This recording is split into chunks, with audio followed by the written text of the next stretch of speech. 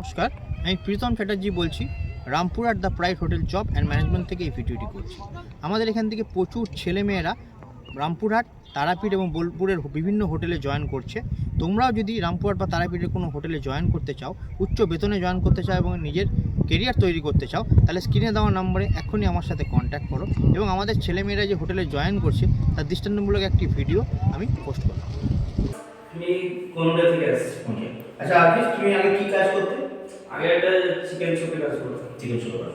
এখানে আমাদের খবরটা তুমি কোথা থেকে পেয়েছো? এটা আমি আমার শহর রামপুরহাট পেজ থেকে পেয়েছি। আমার তো পেজ থেকে পেয়েছো। আচ্ছা, তুমি এখানে জবের জন্য এসেছো তো? আমাদের এখানে এসে কাজ ফাজ দেখে তোমার কেমন লাগছে?